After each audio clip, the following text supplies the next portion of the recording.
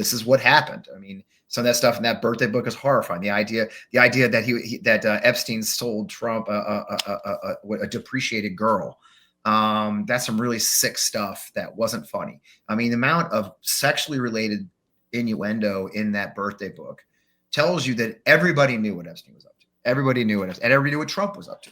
So, Fred, what do you say to these families of these National Guard members that are being sent into these cities like DC and possibly Chicago or Baltimore? We don't know if that's going to happen, but like, you see some of the work that they are doing that clearly they are not trained for. Can you explain to people that these National Guard members, who are all heroes, by the way, and I salute them, but some of these, most of these people are not trained to be doing this kind of work. Why is it so hard for people to not understand that? Well, I think what's frustrating to me especially is that it leads to a dangerous place where we are attacking our National Guardsmen. And people ask me all the time, Fred, why is the military doing this? Why is the military taking these illegal orders? And I always point out to him, they're not. He's following the law. He does have lawyers who are following the law very carefully. That's why they're not doing law enforcement. The stupidity of them being there doing beautifications, because that's the only thing they can do. They are not trained. They're not under federal orders. There isn't a true national emergency. He knows that if he actually had them rounding people up or beating up crowds, that they'd be in trouble. So it's very frustrating for me, especially as I have a son-in-law who's a National Guardsman in Virginia and actually was at the Unite the Right rally in 2017 and witnessed those events unfold, that these men and women are not there necessarily voluntarily. It's not because they support Trump per se. They're not his jackbooted thugs, as so many people are trying to portray them. There are men and women. There are sons and daughters. I don't know if you saw it. There was a story came out this week that showed that the number of National Guard employee leaves, which means people who've been activated and they're away from their jobs, is the highest in 19 years. 19 years ago was the surge, 2006. So we have more National Guardsmen currently on duty, on orders, away from their families and jobs than we had during the surge in Iraq. Wow. A comment, right? So put your head around that number.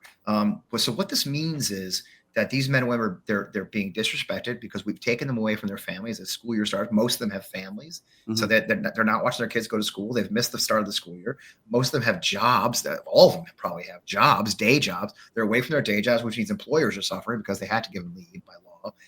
They're not being paid as much as they should be. They're not getting federal benefits. That's a kicker. So these kids sitting in, and men and women sitting in DC right now on state orders, which means they won't get GI Bill benefit credit. They won't get federal health care. They won't get healthcare benefits. It's a joke. And so in the end, what we're going to see is probably a complete cratering of reenlistment rates. We're going to see, like you said, morale's going to plummet. They don't want to be there. Look at those kids. Look at the pictures you see of them standing around the metro stations. Do those look like happy people? The body language. I know soldiers. The body language is, why are we here? We know this is ridiculous. So I do urge your listeners and viewers to say, hey, just before you attack these guys or send approbation their way, just take a pause and realize they're not the enemy. Okay, they were sent there by politicians with malicious goals, and they're being used just as much as we are being used. And what they want is us to attack those National Guards, right? They want that divide. And if we fall into their trap, if we do it. Fred, I don't think it's a coincidence that Donald Trump is going after, all these cities that are run by black mayors. Think about that. DC, Chicago, Baltimore, and others, and New Orleans. I don't think that's a coincidence. It's certainly not a coincidence that they're Democrat-run cities, and they all happen to have black mayors. I don't think that's a coincidence. Would you agree with that? Oh, I agree completely. I mean, there's always a tinge of racism with what Donald Trump is doing. On top of it, there's a political retribution angle to all of it. Obviously, if you look at the crime rates in many cities, these cities are in the top 10 or 20. It has been, in many ways, I've said before, and maybe last time we talked, we are being ruled by mean. In other words, what the things they're answering to is there's always been the meme that Chicago is the most violent place on earth. It's a death knell to go to Colorado or Chicago, even knowing there's 2.5 million people in the city. It's huge, and the murder rate per 100,000 is not in the top 10 even, or top 5. So, but it's a standard right wing meme that Chicago is too dangerous to walk the streets. And so in many ways, he's just following the meme. You know what I mean? That this is what he does, right? A lot of the stuff they do is because Laura Loomer said it was a thing, right? And so in many ways, there's no common. It's funny how often some of our peers look for common sense. Like, well, this doesn't make sense. There's more crime in St. Louis. Well, St. Louis is a red state. They're now jumping to my hometown, Missouri, St. Louis, Missouri. The Missouri Republicans are jumping to his tune to redistrict for him and give him another seat. So he's not going to come here, even knowing our crime rate in our downtown is very bad. It's just, again, this is government by meme, government by propaganda. And in the end, that's the goal. And then the final point, there's 2.5 million people in Chicago. Chicago is 4 times the size of Washington, D.C. Right. Chicago's about the size of Baghdad. Yep. At one point during the surge, I mentioned the surge earlier, we had upwards of 200,000 troops, American plus Iraqis, and no one would say that we had control of Baghdad. Okay. All right. You know what I'm saying? And so the idea of deploying 600 guardsmen or 300 ICE agents is somehow going to stop crime anywhere is ludicrous and farcical. It is all but one thing and one thing only. The reason they filmed the Hyundai plant raid, the reason they filmed the National Guard walking around DC, it's all about the propaganda war. And he is waging a propaganda war against us. Yeah, I agree. If you're just joining us, he is Fred Wellman. He has the On Democracy podcast and, of course, does a great job with Meidas Touch. All right, Fred, let's get into this Epstein birthday book. I mean, I have so much audio to play today, but I just want to, first of all, how pathetic do these Republicans look making excuses for this guy, claiming that somehow somebody 20 years ago faked his signature and this is not his birthday card that was put in there 20 years ago. I mean, the excuses are just insane, but what do you make? Well, he does do pictures. That's my favorite one. Oh, I don't do pictures. Dude, you literally gave pictures to charity. Somebody pointed out today in my Twitter, is like, there's about a 900% chance he deducted that charity gift from his taxes, right? We know Doodles was his jam. There's like dozens of them. It was this stupid thing he did was Doodles, right? And they, I never drew. Bro, we can see him. You know, we literally can see him. And to say it's not a situation where everybody's producing signatures and cards from that time and exactly this. It's just like they've set through a looking glass of reality where they'll just say anything and expect us to believe it. And sadly, a very large portion of their audience will say it. And that's what they've got to do. They've got to keep that 35% happy and delusional and controversial. They've got to keep the media saying things like, well, President Trump denies, or they are strong denials from the White House. Like, bro, just look at it. You know, for reasons we can't explain, Trump's lying about this. So it is, again, farcical, ludicrous, ridiculous, but here we are. I'm glad to see the Democrats doing such a great job of kind of taking it to him. Again, understanding that here where I live in Missouri, look, nobody's losing sleep with the Epstein files. However, it is a way to say, look, you know, it's keeping him off balance. So as he's trying to divide, it is an opportunity for us to divide his caucus. Fact is, we got Thomas Massie, Marjorie Taylor Greene, Lauren Boebert, and others who are some of his most religious people following him, calling for the release of these files. So if there's an opportunity for our leaders, it doesn't take all of them, maybe just a few dozen of them. You know, I always say this to our members of Congress, like there's 215 of y'all can do different things. So if 10 of them are up his butt about the Epstein file, that's great. Because it keeps him from doing more malignant things that are going on. But Fred, some would argue that's a distraction. I would argue that's just Tuesday. I agree. But Fred, do you believe that a Marjorie Taylor Greene or a Nancy Mace or Lauren Boebert, they know that Trump's in there? They know that Donald Trump did some horrible things? Or do you think they're just so oblivious to that they don't actually believe that Donald Trump was really best friends with Jeffrey Epstein and probably did some horrible things to underage kids? Like, what their way of thinking? Do you think they know? Because I know JD Vance has to know. A lot of, Kash Patel has to know. Dan Bongino has to know. Sure. Bongino knows. They all know. I don't know the answer to that question. I wish I could say. I can't read their minds. I do know that while I disagree with everything they stand for in every way and every point, the one thing they have said all along is that sexual trafficking is outrageous, that abuse of children is outrageous. This is what happened. I mean, some of that stuff in that birthday book is horrifying. The idea that Epstein sold Trump a depreciated girl. That's some really sick stuff that wasn't funny. I mean, the amount of sexually related innuendo in that birthday book tells you that everybody knew what Epstein was up to. Everybody knew it, and everybody knew what Trump was up to. And it was common knowledge. And frankly, for those of us who lived in New York at some time or another, I went to West Point. My first wife's from New York, who passed away in '94. I've got a foot in New York because of that. Everybody knew Trump was scum. You know, that was his thing. He made no bones about that until he decided to run for president. So to somehow act like he was some saint in his youth is ridiculous. We see the video. Somebody jokes all the time that there's more pictures of him and Epstein than me with my grandparents. And that is a fact. I mean, it's true, I mean, it's weird, True. right? That is true. You make a valid point there, but I guess he would blame Joe Biden and Barack Obama for all the pictures with Jeffrey Epstein. Yeah, and the time machine where they went back in time and signed his name with an auto pen or some crazy Yeah, stuff. now the auto pen is another excuse that they've been making. Fred, what do you make of Donald Trump's statements just earlier today where he said that, inflation is way down, and he said, quote, everything is down. When you actually look at the real numbers, that's 100% not true. Gas has just gone back up. In fact, gas is higher now than it was before the pandemic. Right. And yet the inflation and many grocery prices, when you go to the supermarket, are much higher now than they were when he took office. So, what do you make of him just blatantly lying and his, again, cultish members believing him? Part of it, I wouldn't be at all surprised, brother, if he's being told that it is. I mean, we do know from his first term that they would feed him fake numbers. They would feed him fake headlines. They would purposely look for, he doesn't read much of his own, right? He's not reading the papers. He's watching Fox News. He's being told there's a 99% chance, well, I don't know, 75% chance that he's being fed this BS. Look, sir, the price of sausage from Georgia went down. Like, oh, that's great. Look, everything's down. In the end, something I caution my fellow Democrats about quite a bit is like, look, it's not just the price of eggs. I live in Missouri. In Missouri, just now, the Republican legislature allowed our electric company to raise their rates in anticipation of building a new plant. So in the middle of the summer, all of our rates went up 12%. We just got a word that when the ACA window opens in October, the ACA health insurance rates are going to go up 13 to 40% for people using the ACA. We also saw a story that when the big billionaire bill kicks in, corporate healthcare is going to go up 30%. So everything is going up. Energy, living, affordable housing. We have the largest gap right now between median income and median house price in the history of the recording of it. That's how big the gap is. And so everything points to a break. Now, Wall Street Journal had a great story today that I've been tracking, and we've been hearing this for. It was good to see the Wall Street Journal cover it, but consumer sentiment in the middle class and lower class plummeted, separate from upper class. And what they played very clear is there's a two-tiered economic system right now. And the upper especially, and the CEO of McDonald's went viral on recently. I got a video of him saying this, that there's a two-tiered economic system right now. And the upper class are doing great. Stock market's booming.